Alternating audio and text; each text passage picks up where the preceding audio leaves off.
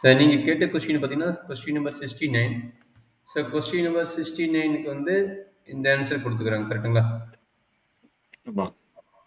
ஆக்சுவலாக derivative of sine கட்சி inverse formula தெரியுங்களா? ஆமாம், 1/√x² + 1. Square root of X square plus 1 கரெக்டுங்களா? ஓகே, சைன் கட்சி இன்வெர்ஸோட ஃபார்முலா கரெக்டுங்களா? சைன் ஆமாம். H inverse of X whole days.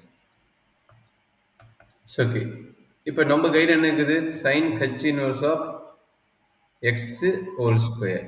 அதாவது இந்த டேமுக்காக இது ஓவராலாக பார்க்கும்போது இது ஓவராலாக இருக்குது பாருங்க, இது ஓவராலாக இருக்குது. அப்போ என்ன ஆகும் அப்படின்னு பார்த்துக்குங்க.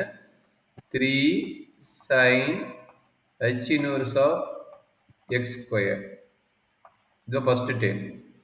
இன்ட்டு செகண்ட் டைம் என்னன்னா சைன் கட்சின்னு இருக்கு. எகெயின் நம்ம என்ன பண்ணணும்?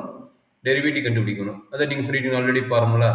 அப்போ 1/√x² ஹோல் ஸ்கொயர். ஏன்னா எக்ஸோட வேல்யூ இங்கே என்ன இருக்குது? ஸ்கொயர் இருக்குது. அதனால x² whole square plus 1 into derivative of X square. Derivative of X square பார்த்தீங்கன்னா 2x. டெரிவேட்டிவ் ஆஃப் எக்ஸ் பார்த்தீங்கன்னா 2x. சரிங்களா?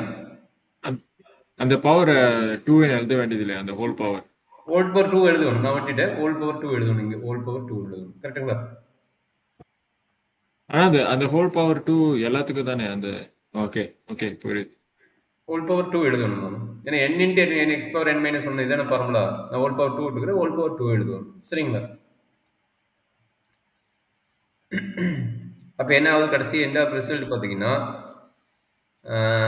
3 sin h x square whole square 3 into 3 3 into 2 வந்து 6. ஆனால் நான் என்ன எழுதிக்கிறேன்? இங்கே வந்து 6xன்னு எழுதிக்கிறேன். கரெக்டுங்களா? 6x divided by root of x power 4 plus 1. இதுதான் ஃபைனல் ரிசல்ட். சரியாப்பா? ஆனால் அவனுங்க ஆன்சர் வேற மாதிரியே போட்டிருக்கானுங்க. வேற மாதிரி ஆன்சர் அவன் கம்ப்ளீட் பண்ணல. ஆனால் செக் பண்ணிக்கோ, அவன் ஆன்சர் கம்ப்ளீட் பண்ணல. அவன் என்ன ஆன்சர் கொடுத்துக்கிறான் தெரியுதா? அவன் கொடுத்த ஆன்சர் பாரு. அவன் கொடுத்த ஆன்சர் நல்லா பார்த்துக்கோ. இதனோட டெரிவேட்டிவ் மட்டும் தான் அவன் போட்டுக்கிறான். இங்க பாருங்க, அவன் ஈக்குவல் டு இதனோட வேல்யூ தான் போட்டுக்கிறான். கரெக்டுங்களா? ஹோல் கியூபோட வேல்யூ போடலாம். அவன் கொடுத்த ரிசல்ட் பாரு, இன்சைட் த ஃபங்க்ஷனோட டெரிவேட்டிவ். அந்த இன்சைடோட ஃபங்க்ஷனோட டெரிவேட்டிவ் நம்ம இங்கே போட்டு போயிருக்கலாம். இந்த ரிசல்ட் என்ன தப்பு இருக்குதா? இந்த ரிசல்ட் கரெக்ட். அவன் விட்ட ரிசல்ட் பார்த்தீங்கன்னா ஹோல் பவர் என்னோட ஃபார்மா விட்டுருக்கிறான். அதனோட மீனிங் என்ன? இந்த கான்செப்ட் இந்த வேல்யூ அவன் எழுதல. அவன் சொன்னதே பார்த்தீங்கன்னா நல்லா அண்டர்ஸ்டாண்ட் பண்ணிக்கோ. அவன் சொன்னதே பார்த்தீங்கன்னா இன்சைட் ஃபங்க்ஷன் தான் கொடுத்துக்கிறான், ஹோல் கியூப்க்கு எழுதல. அப்போ நீ ஹோல் கியூப்புக்கும் போட்டீங்கன்னா உனக்கு இதுதான் ஆன்சர். ஹோல் கியூப்புக்கும் போட்டா உனக்கு இதுதான் ஆன்சர். சரியாப்பா? ஓகே, புரியுது. வேற என்ன டவுட் இருக்குதுப்பா? போட்ட வரைக்கும் வேற ஒன்றும் டவுட்ல நம்ம கேள்வி பண்ணலாம். அதுக்கப்புறம் ஏதாவது டவுட் இருந்தா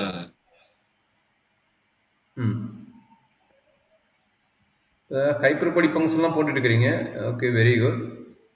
எக்ஸ்பெனன்ஷியலுக்குலாம் ஆல்ரெடி நம்ம பெண்டிங் விட்டது பார்த்தீங்கன்னா நம்ம எக்ஸ்பெனன்ஷியல் அண்ட் லாகரிதம் தான் விட்டுருந்தோம். எனக்கு இந்த மெட்டீரியல் எனக்கு சென்ட் பண்ண முடியலைங்களா? இந்த கான்செப்ட் என்கிட்ட இல்லை. பட் உங்களுக்கு இருக்குதுன்னா அது நான் அது அப்போ அந்த சாப்டர் 3 நான் சென்ட் பண்ணும்போது இந்த புக்கை நான் அனுப்பிச்சிட்டேன். ஆனால் வேற அந்த மெட்டீரியல் அனுப்ப முடியல. ஸோ நீங்கள் ஏதாவது புக்கு வச்சுருந்தீங்கன்னா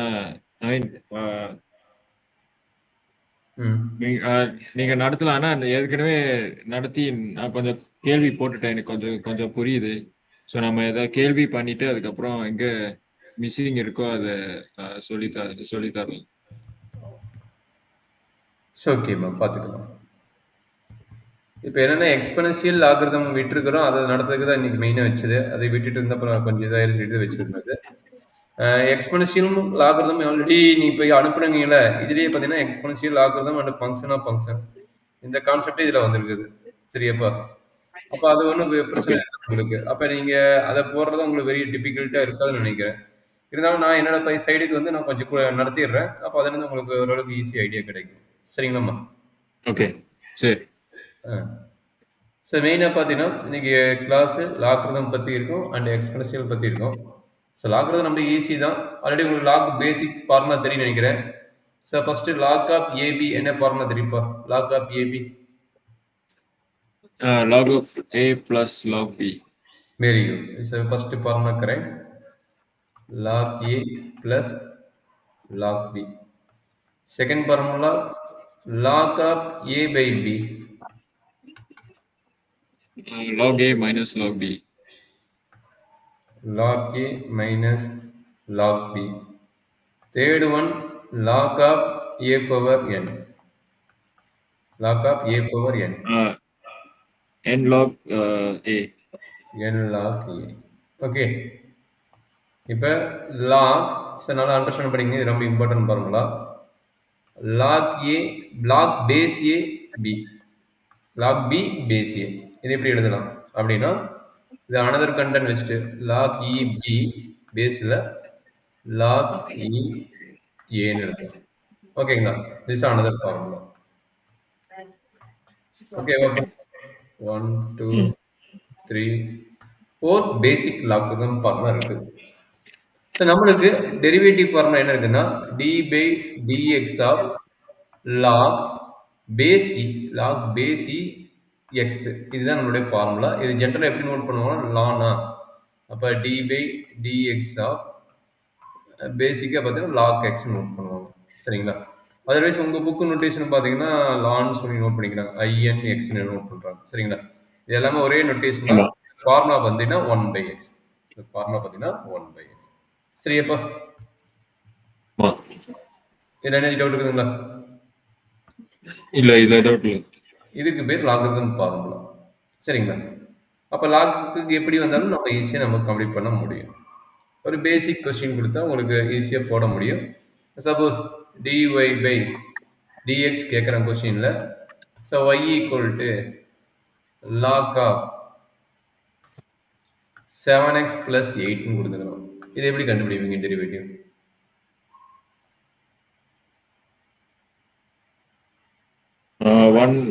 ஒன் ஓவர் 7x + 8 ln 10, அதுக்கப்புறம் மல்டிப்ளைட் பை 7.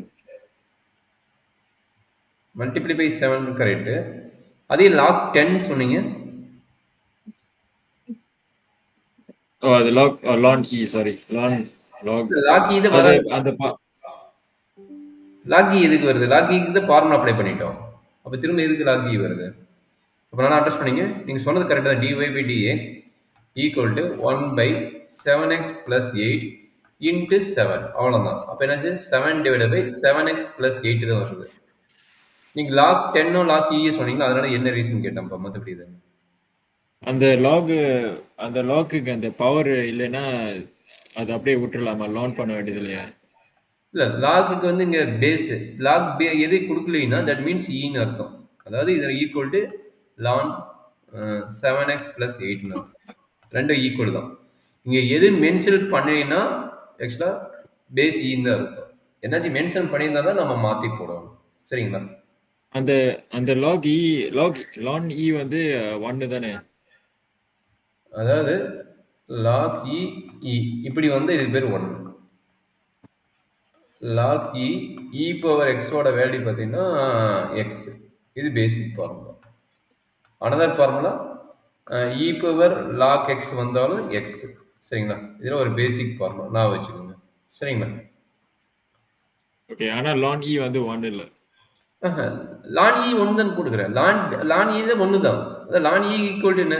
ஓகே, 1 தான். லான் ஈயோட மீனிங் என்ன? லான் ஈயோட வேல்யூ பேஸ் இ மெயின்ல இ இருக்கும், அதனோட வேல்யூ 1 தான். ஓகே, புரியுது. ஓகேங்களா? ஆமாம்.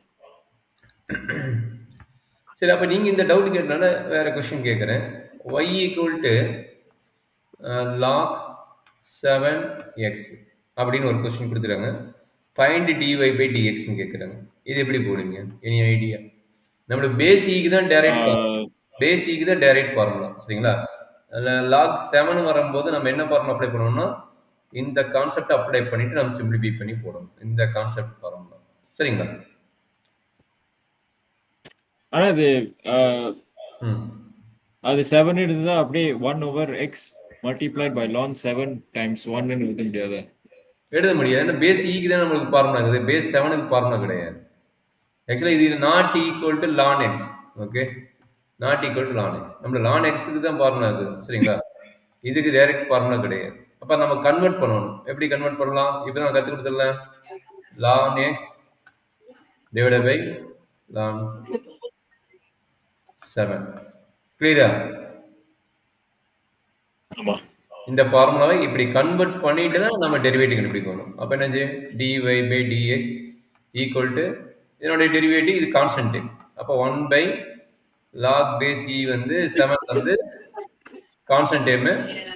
லாக் எக்ஸோட ஃபார்முலா வந்து 1 பை எக்ஸ். அப்போ என்ன கிடைக்குது? 1 பை எக்ஸ் இன்ட்டு லாக் 7.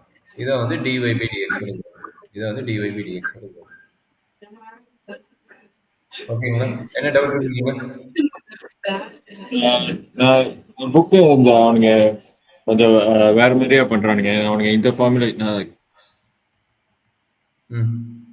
போட்டு அனுப்புறேன். அது சேம் தான். ஆனா அது அவனுங்க அந்த நீங்க லாக் போடுறீங்களா, அவனுங்க ஸ்ட்ரெயிட்டாவே அவனுங்க அந்த ஃபார்முலா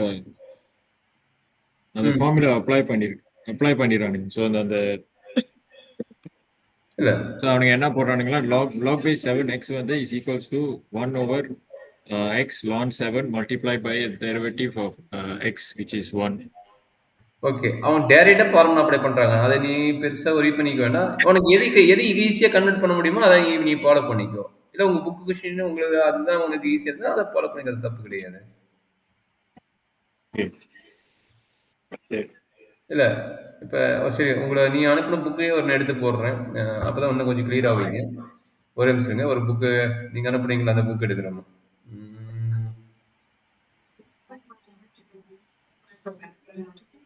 ஓகே, நீங்க அப்படி சொல்றீங்க. இந்த புக்ல அந்த மாதிரி தான் கொடுத்துக்கிறேன். நான் இப்ப போட்டல 5 ஸ்டெப் தான் அவனும் போட்டுக்கிறேன். பெருசா மாறலையே.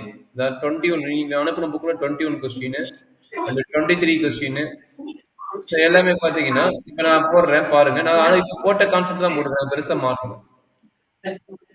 பாருங்க, நம்பர் 21 செக் பண்ணுப்பா. Number 21 log base 2. ஆமா, பேஸ் 2 என்ன பண்ணிக்கிறாங்க பாருங்க, லான் மாத்திக்கிறாங்க. இப்ப நான் போட்டல. இந்த லானோட மீனிங் என்ன? நான் லானோட meaning log base E X divided by log base E 2. ரெண்டு ஒன்று தான். இது என்ன எழுதலாம்? இப்படி எழுதிட்டு ln X divided by ln 2 அதான் எழுதிக்கிறாங்க. ஓகே. அத ஆனா அந்த முதல் ஸ்டெப் அப்படியே ஸ்கிப் பண்ணிட்டு 1 அந்த டைரக்டா அந்த ஃபார்முலா எழுத முடியுமா? எழுதிங்க, எல்லாரும் முடியும்னா பண்ணிக்கலாம். அதாவது நீங்க சொன்னது கரெக்ட் தான் sir. D by dx of log x, அதாவது ln x of d by dx of ln x வந்து நம்ம வந்து 1 பை எக்ஸ்ன்னு எழுதுறோம். அதே வந்து பேஸ் மாதிரி இருந்தா, அதாவது நீங்க கேட்கிற கொஸ்டின் வந்து இதை நான் ஒரு ஃபார்முலாவே நான் வச்சுக்கிறேன். அதாவது d by dx of log base some a into log base some a into எக்ஸை வந்து நான் என்ன எழுதுறேன்னா 1 பை எக்ஸ் இன்ட்டு லான் ஏன்னு எழுதுனுங்கிறேன். கரெக்டுங்களா? இது ஒரு ஃபார்முலாவே நான் வச்சுக்கிறேன். நான் ஏன் லாக்ரதம் ஃபார்முலாவை கன்வெர்ட் பண்ணுவேன்னு கேட்குறீங்க. கரெக்டாப்பா? ஆமா, கரெக்ட். ஓகே, அப்போ அந்த ஃபார்முலா மென்ஷன் பண்ணி சொல்லிட்டு எழுதிடுங்க. அப்போ டி பை டிஎக்ஸ் ஆஃப் இது ஒரு ஃபார்முலாவை எழுதி காட்டுங்க. Log 2 equal to 1 by x into ln 2. ரெண்டு ஒன்று தானே. ஃபார்முலாவை நான் வச்சா சரி, நீங்கள் இது பண்ணாலும் சரி, ரெண்டு ஒன்று தான். சரிங்களா? ஓகே. அப்போ இதே எப்படி பண்ணுவீங்க? 23 நீங்கள் சொன்னா நீங்கள் டைரெக்டாக ஃபார்முலாவை சொல்லுங்கள். இந்த மாற்ற வேணாம், நீங்கள் ஃபார்முலாவை சொல்லுங்கள். இந்த 23 அது வந்து 1 sin t multiplied by ln 3. அதுக்கப்புறம் sin t டிஃபரன்ஷியேட் பண்ணா cosine t வரும். அதுக்கப்புறம் cosine t over sin t is equals to cotangent. அதுக்கப்புறம் cotangent over ln 3. That's all. So எது போட்டாலும் உங்களுக்கு ஆன்சர் ஒன்று தான். நம்ம அஸ்பர் ப்ராசஸ் வந்து என்ன பண்ணுறோன்னா ஃபார்முலா அப்ளை பண்ணிட்டு போடுறோம். இங்கே வந்து நீங்கள் டேரெக்டாகவே அதுக்கு எதுக்கு நான் போடணும், நான் டேரெக்டாகவே நான் போட்டுக்கிறேன் அப்படிங்கிறீங்க. அப்போ அப்படி போட்டாலும் உங்களுக்கு ஒன்றும் ப்ராப்ளம் கிடையாது. ஓகே.